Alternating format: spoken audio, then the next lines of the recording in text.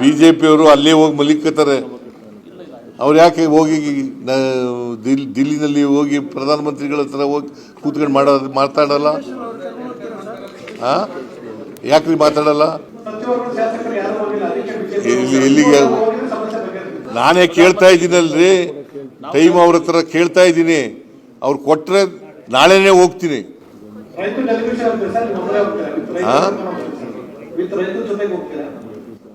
ರೈತರು ನಾಳೆ ಕರೆದಿದ್ದೀನಲ್ಲ, ಅವ್ರು ಏನು ಬರ್ತೀವಿ ಅಂದ್ರೆ ಕರ್ಕೊಂಡು ಹೋಗ್ತೀನಿ.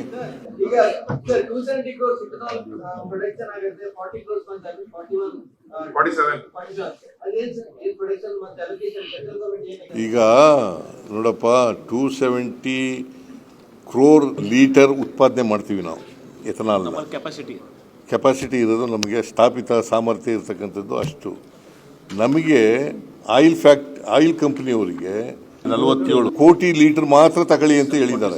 ಈಗ ಬೇರೆ ಸ್ಟೇಟ್ನದು UP, ಈಗ ನಾನು ನೋಡಪ್ಪ, ಈಗ ಇವೆಲ್ಲ ಹೇಳಕ್ಕೆ ಹೋಗೋದಿಲ್ಲ ನಾನು.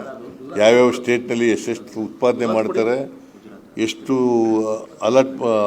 ಅಲೋ ಮಾಡಿದ್ದಾರೆ ತಗೊಳ್ಳಿಕ್ಕೆ ಆಯಿಲ್ ಕಂಪ್ನಿಯವರಿಗೆ, ಅದನ್ನೆಲ್ಲ ಹೇಳಕ್ಕೆ ಹೋಗಲ್ಲ ನಾನು.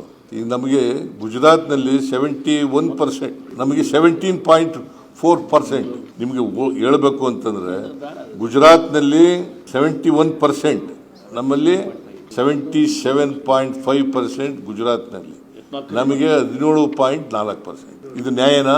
ನಾನು ಕೇಂದ್ರ ಸರ್ಕಾರ ಹೇಗೆ ಅನ್ಯಾಯ ಮಾಡ್ತಾ ಇದೆ, ಮಲ್ತಾಯಿ ಧೋರಣೆ ತಾಳ್ತಾ ಇದೆ ಅಂತಕ್ಕಂಥಕ್ಕೆ ನಿಮ್ಗೆ ಉದಾಹರಣೆ. ದಯಮಾಡಿ ಪ್ರಹ್ಲಾದ್ ಜೋಶಿ ಹೋಗಿದಾರ ಇಲ್ಲಿವರೆಗೆ? ಅವ್ರ ಕನ್ಸರ್ನ್ ಮಿನಿಸ್ಟರ್ ಅವರು. ಬಿಜೆಪಿ ಅವರು ರಾಜಕಾರಣ ಅಲ್ಲೇ ಹೋಗಿ ಮಲಗಿದ್ದಾರೆ. ವಿಜೇಂದ್ರ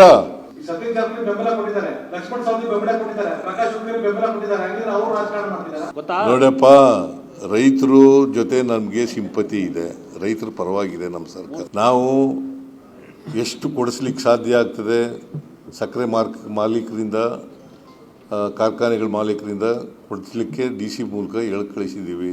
ನಾಳೆ ಸಕ್ಕರೆ ಕಾರ್ಖಾನೆಗಳ ಮಾಲೀಕರ ಮೀಟಿಂಗ್ ಕರೆದಿದ್ದೀನಿ.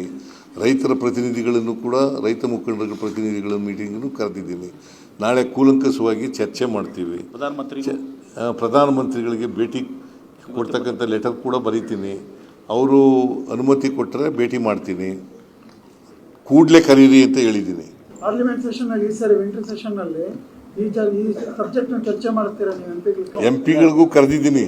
ನಾನು ರೈತರಿಗೆ ಮನವಿ ಮಾಡ್ತೇನೆ, ಅವರಿಗೆ ನಮ್ಮ ಸಿಂಪತಿ ನಿಮ್ಮ ಜೊತೆ ಇದೆ. ನಾಳೆ ನೀವು ಏನು ಪ್ರತಿಭಟನೆ ರಸ್ತೆಗೆ ಸಾರ್ವಜನಿಕ ತೊಂದರೆ ಆಗ್ತಕ್ಕಂಥ ಪರಿಸ್ಥಿತಿ ಇದೆ, ಅದಕ್ಕೋಸ್ಕರ ದಯಮಾಡಿ ನಾಳೆ ನ್ಯಾಷನಲ್ ಹೈವೇ ಅಥವಾ ಸ್ಟೇಟ್ ಹೈವೇ ಮೇಲೆ ಧರಣ ಮಾಡೋದನ್ನು ನಿಲ್ಲಿಸಿ ಅಂತೇಳಿ ಮನವಿ ಮಾಡ್ತೀನಿ. ನಾಳೆ ಮತ್ತೆ ಅವರಲ್ಲಿ ಮನವಿ ಮಾಡ್ತೀನಿ. ನಿನ್ನೆ HK ಪಾಟೀಲ್ ಹೋಗುವಾಗ ನಾವು ಯಾವ ಸಭೆಗೂ ಬರಲ್ಲ ಅಂತ ಹೇಳಿದ್ದೀರಿ. ಯಾವಾಗಲೂ ಇಂಥ ಇಶ್ಯೂಗಳಲ್ಲಿ ಪರಸ್ಪರ ಚರ್ಚೆ ಮೂಲಕ ಇತ್ಯರ್ಥ ಮಾಡ್ಕೊಳ್ಬೇಕು ಹೊರತು ಚರ್ಚೆ ಇಲ್ಲದೇ ಯಾವುದನ್ನು ಮಾಡೋಕ್ಕಾಗಲ್ಲ. ಅದಕ್ಕೋಸ್ಕರ ನಾಳೆ ಸಭೆಗೆ ಬರ್ರಿ ಅಂತ ಅವರಿಗೆ ಮನವಿ ಮಾಡ್ತೇನೆ.